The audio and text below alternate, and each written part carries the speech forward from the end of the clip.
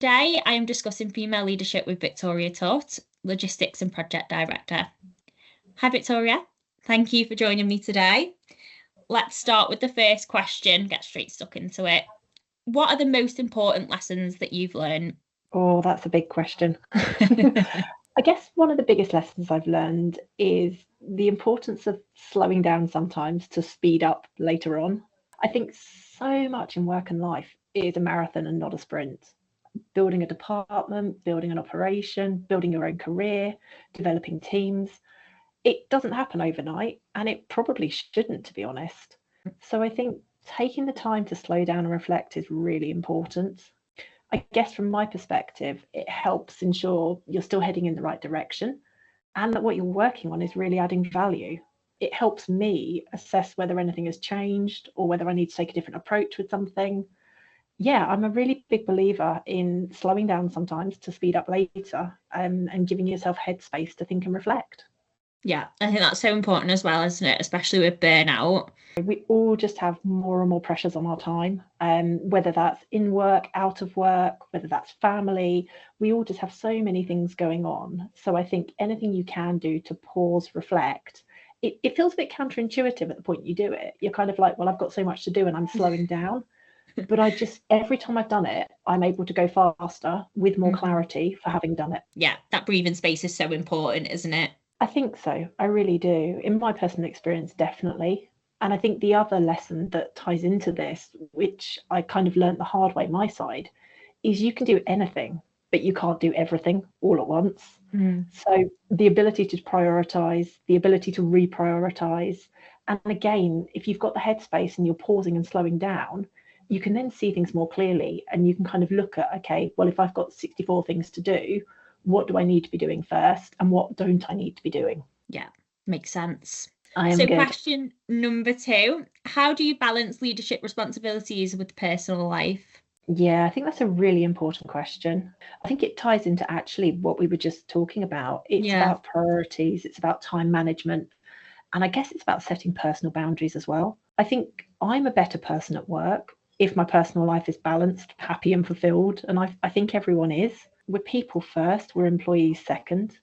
For me, it's a case of looking at the week, month ahead, and planning what matters to me. I don't know if I've got events going on, if I'm seeing friends, family, visiting people, and then I juggle that with what needs to happen work wise, whether that's travel, whether that's deadlines, whether that's project go lives. I guess it's important to be honest and be real. Some weeks aren't balanced at all. Some weeks really aren't. The balance slips massively to either personal life or the balance slips massively to work. But if you can kind of look over a month or look over a quarter even and just see how it's netting out, I think then you can kind of check the balance a bit more.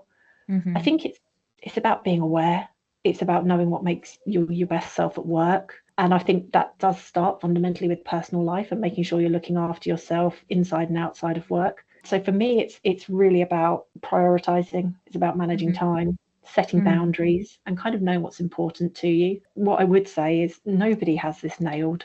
Life is always changing, and the point you think you've got it nailed, you haven't. So it's just about being mindful. It's being about checking in, and I think it's about, in my case, it's about accepting there might be some really busy months at work and there might be some really busy quarters at work, but actually how does that balance out over a longer time period, and how does that then sit, and how do you flex personal or vice versa to make the whole thing work together? Yeah, no, I think that's really good advice because I think people take not take each day as it comes, but reflecting over a 3-month period, some days, like you say, work is going to be extremely busy and take away from personal life and vice versa. So to look back over a period of time, I think is really good advice.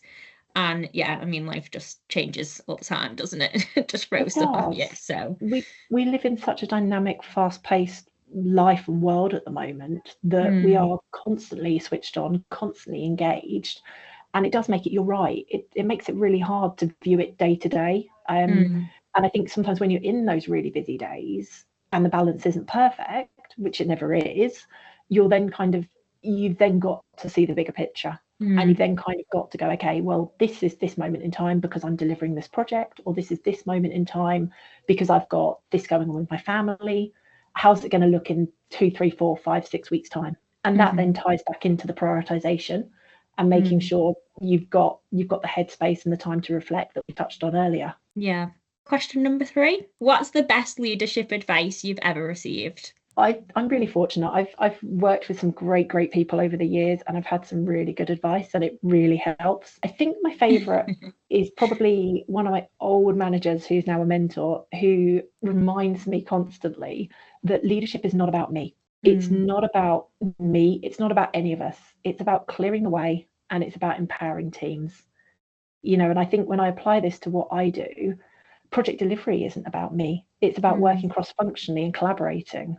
And I think if you can clear the way, work with great people and empower them, then that's how the magic happens. That's how the good work gets done. And that's how everybody's happy and fulfilled and challenged and enjoy what they do.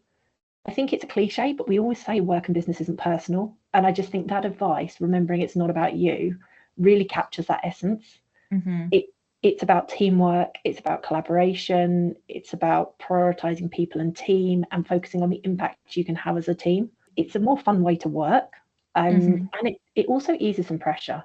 If you kind of feel like it's not all on you, then you're more creative in the solutions you come up with, and you work more collaboratively with people. I think it's just a really nice way of looking at the world and looking at leadership, and it's something I try and remember in my day-to-day as I go about my job. Yeah, no, that's great. I think leaders can sometimes be guilty of thinking that they need to do everything, and understanding that the team, and that also empowers the team and lets them grow as well by delegating work and thinking about the win-win for everybody is always a good way to look at things. I think so. And I think really good leaders, in my experience, and I've had the great fortune of working with some, empower their teams and develop their teams. And they're not in the detail all the time. They know how to get into the detail when they need to and when they need to support, but actually most of the time they've cleared the way. It's not about them, and they're focusing on the team and, like you said, the win-win of people working together. Excellent. Thank you so much, Victoria.